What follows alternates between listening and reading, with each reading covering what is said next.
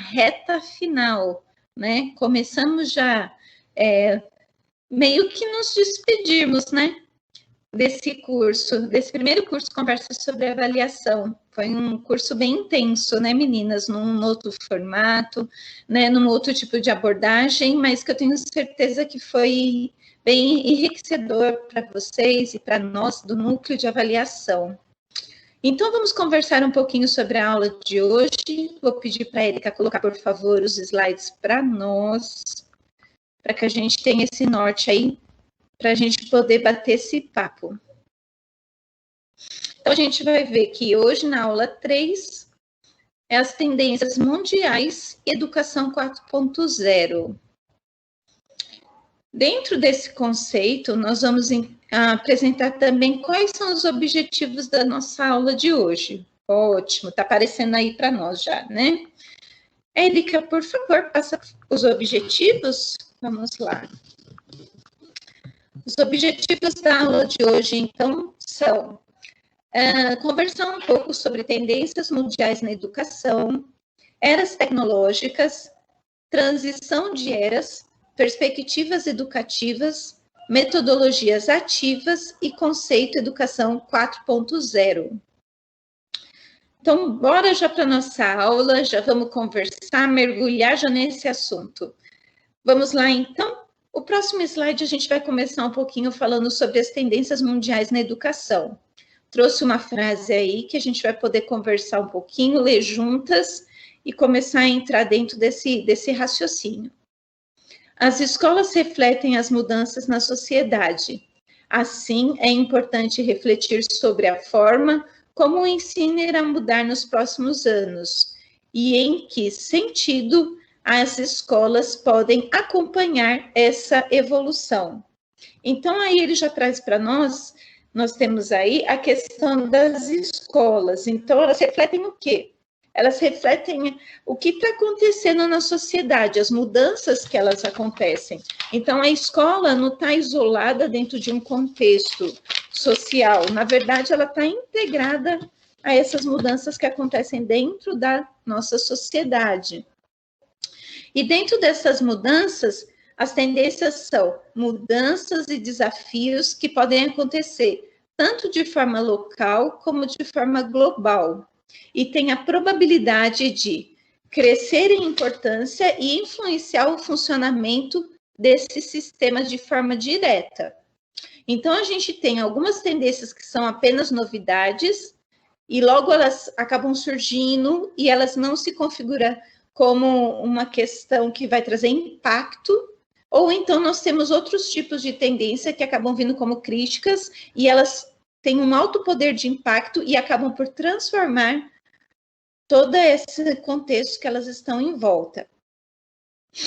Temos, então, também 3 tipos de tendências que nós podemos considerar: curto, médio e longo prazo. Ela é classificada dentro desse contexto de acordo com o tempo que ela está prevista para acontecer. Daqui 1 ano, 2 anos, a gente pode considerar que é de curto prazo. De 3 anos a 4 anos, médio prazo, e de 5 anos em diante, longo prazo. Para a gente entender um pouquinho mais sobre esse contexto, eu vou desligar minha câmera e o meu microfone. A Erika vai colocar um vídeo para nós que fala um pouquinho sobre essas tendências. Esse vídeo está legendado, ele vai estar disponível também lá no AVA para você ver e rever. E eu peço para que você preste atenção na legenda para conseguir entender um pouquinho esse contexto que ele vai nos apresentar. Vou desligar agora.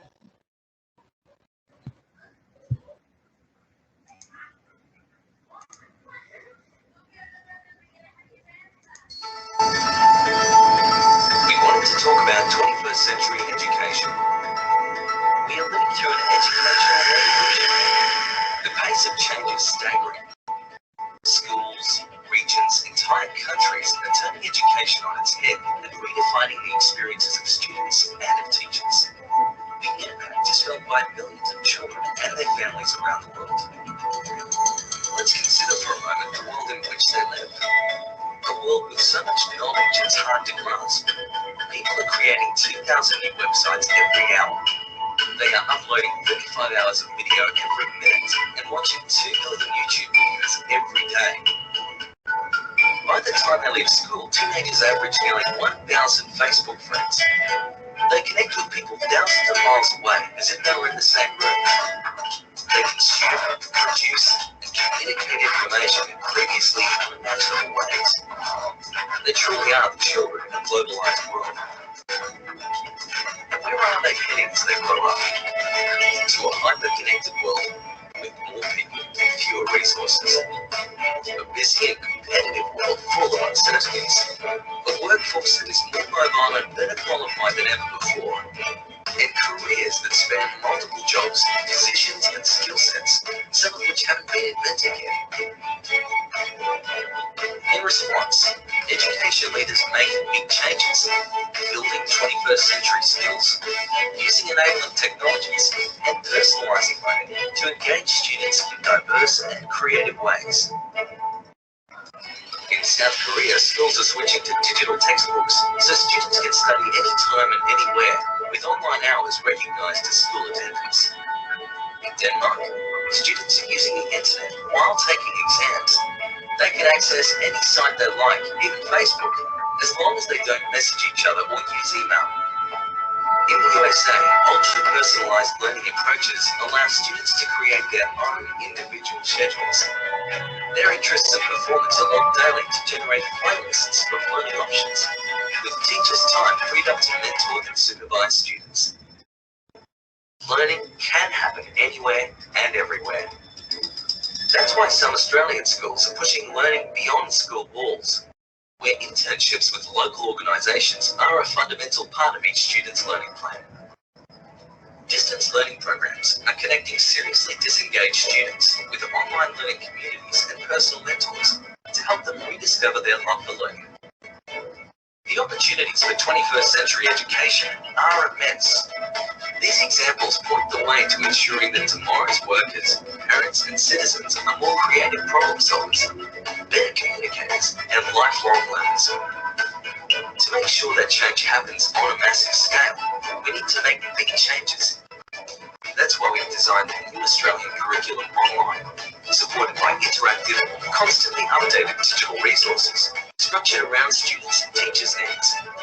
And it's why we now have national professional standards for teachers and principals that make sure they meet the needs of 21st century learners. But that's just the beginning.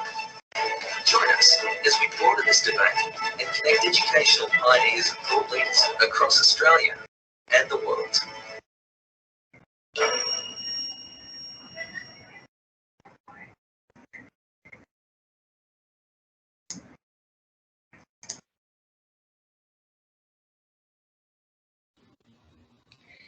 Muito bacana esse vídeo, gente. E ele traz um recorte, na verdade, de várias tendências que estão acontecendo em diversos países, né? Esse vídeo vai estar lá no AVA para você rever com calma. E ele traz, enfim, esse recorte e, consequentemente, diante dessas questões que ele traz, né? A aprendizagem pode acontecer em qualquer hora, em qualquer lugar. Consequentemente, nós somos levados a fazer 3 perguntas, a nos questionarmos, a refletir. A Érica vai passar para nós quais são essas perguntas. A primeira delas é: quais as principais tendências a curto, médio e longo prazo com impacto no futuro da aprendizagem? Que relevância tem? Que relevância essas principais tendências têm dentro desse contexto? E quais os principais benefícios e desafios para os alunos e professores? São questões que nós precisamos refletir já, desde agora. Na verdade, já era para a gente estar pensando sobre. Então, o que acontece? De que forma isso vai afetar o teu trabalho, o meu trabalho no cotidiano escolar? Então, a gente vai ver um pouquinho para entender todo esse processo. A gente vai entrar um pouquinho na questão das revoluções industriais e como ela está diretamente ligado no fazer escola e na sociedade que a gente vive. Vamos lá, Érica, por favor? Dentro dessa linha do tempo, ela está bem simples e dá para a gente conversar um pouquinho e trazer o entendimento. Nós temos aí primeiro a indústria 1.0, que foi a da mecanização, 1784. Dentro desse contexto, a produção industrial estava baseada no quê? Em máquinas de vapor e água. Passado algum tempo, em 1870, nós temos a indústria 2.0, que já estava baseada na eletricidade.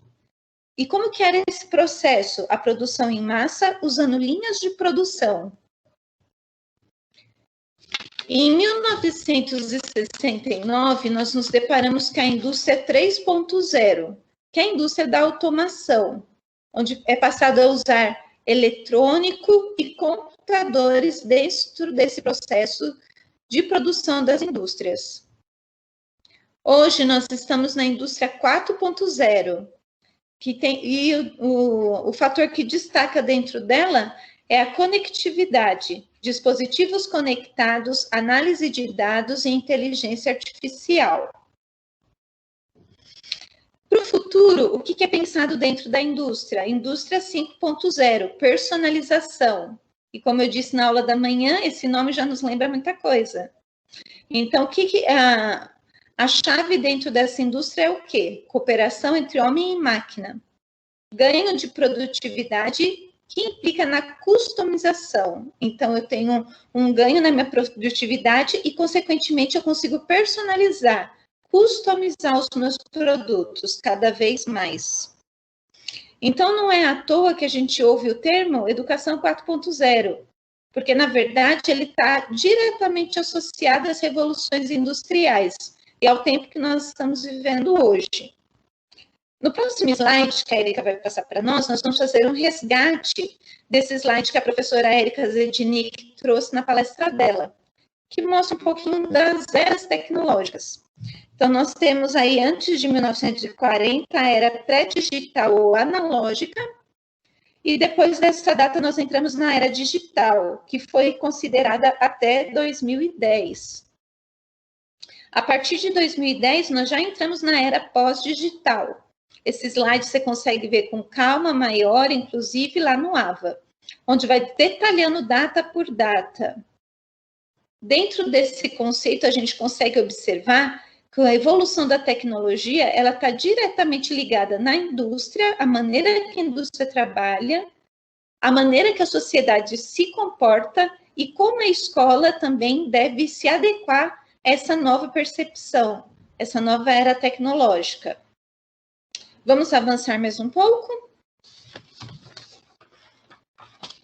Então, nós vemos aí também esse outro quadro que eu achei muito importante a gente resgatar, que a professora Érica trouxe na palestra dela. A era digital e a era pós-digital. A maneira como a gente trabalhava na escola e a maneira como é esperado para esse novo momento. Vou pedir para a Érica aumentar um pouquinho, que vai ficar mais fácil de vocês enxergarem. Só um minutinho. Pronto, era digital. A aprendizagem ela era considerada passiva. Então, o professor ele era o detentor do saber e os alunos eles eram receptores. Hoje em dia, na era pós-digital, nós entendemos que a aprendizagem se dá de forma colaborativa e criativa. Na era digital, nós precisávamos nos conectar. Hoje em dia, já não. Nós estamos sempre em rede. Sempre conectados. Dificilmente tem alguém que não está sempre com o seu celular ligado à internet. O conteúdo, ele era receptivo. Hoje em dia, não. As propostas são de conteúdos interativos. Cultura de ensino e hoje em dia nós temos a cultura de aprendizado. O currículo, como nós já vimos anteriormente, ele era proposto de forma linear. Hoje nós já consideramos o currículo de forma rizomático, contínuo, em rede. Então, o que nós entendemos com isso? Um saber está ligado ao outro, a aprendizagem está ligada à outra. A educação era considerado o quê? O modelo focado no professor. E hoje em dia, educação de modelo distribuído. Os alunos participam na construção dessa educação, desse processo de aprendizado.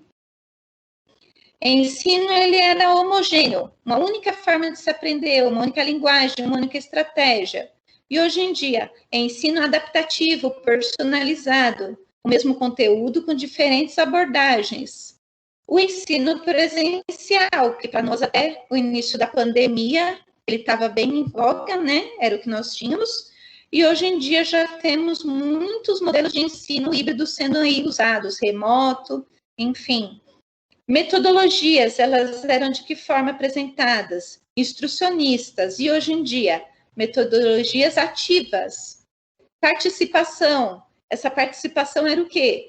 Era uma participação presencial, espectador. E hoje em dia, compartilhamento de saberes, de ideias, de propostas.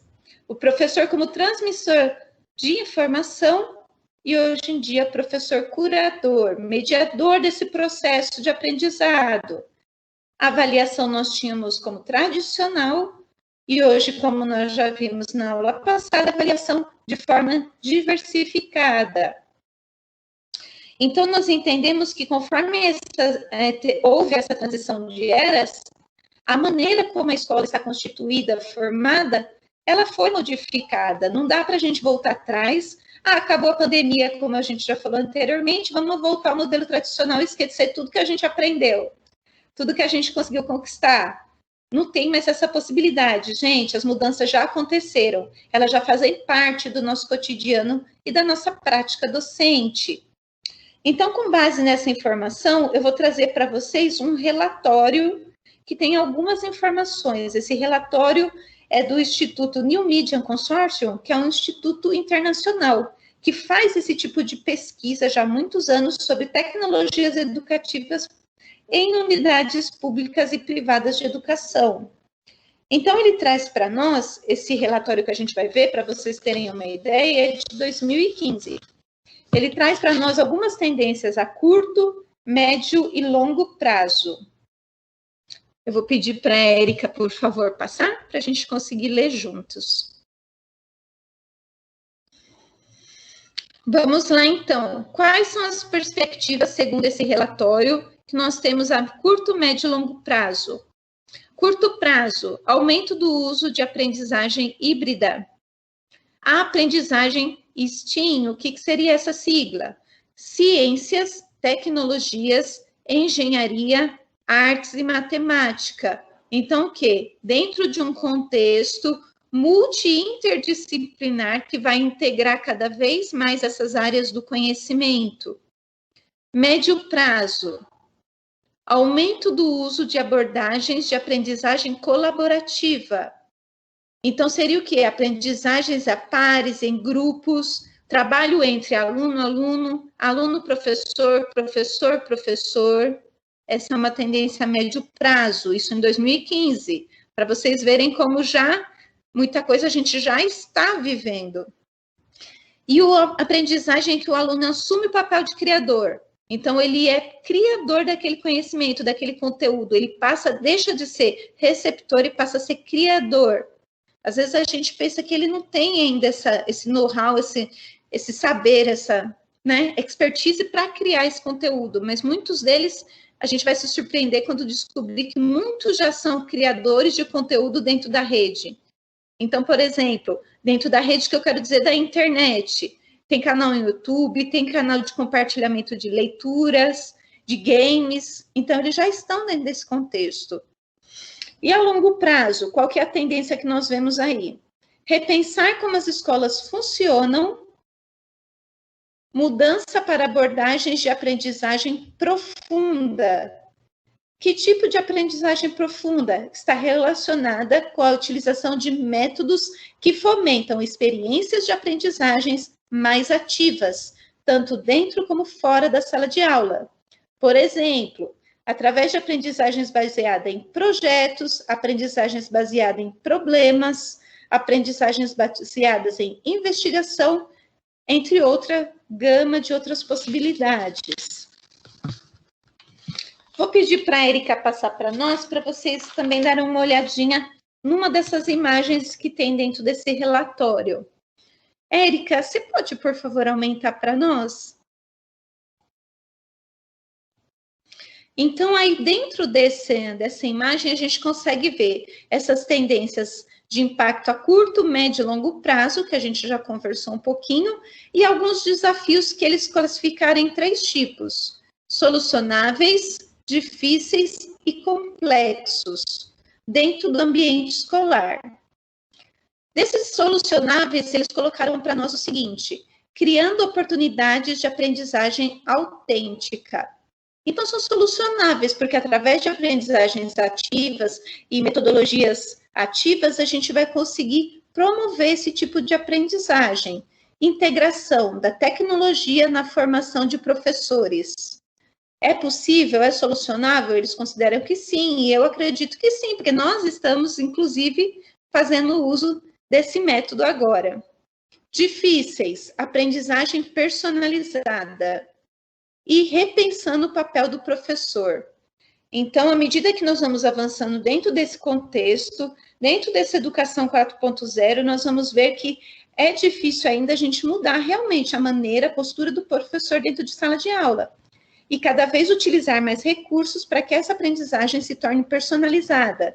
Nós conversamos bastante já sobre isso nas aulas anteriores. O quanto a personalização do ensino, ela favorece, ela é uma ferramenta estratégica para conseguir mensurar como o aluno está, como ele não está, e a fim de que o professor consiga intervir nesse processo e mediar de forma assim, concisa, que vai fazer a diferença no cotidiano do aluno. Traz para nós aí também dois desafios que eles consideram complexos. E quais são eles? Fomentando inovações no ensino e ensinando pensamentos complexos. Então, para a gente poder verificar quais inovações dentro do nosso sistema de ensino é possível. São complexos porque demandam uma gama de recursos, uma nova postura frente a esses desafios, essas inovações. Mas, como eu disse hoje cedo, nós vemos ao longo da história da humanidade que quanto maior o desafio, é nesse momento que surgem as oportunidades para uma nova maneira de fazer. As inovações acontecem em períodos críticos, onde a gente precisa achar realmente uma solução para aquele problema real. Então, diante desse problema, o ser humano ele tem a tendência de se reinventar e buscar novas alternativas. E é isso que eles propõem dentro da complexidade que se tem que fazer isso.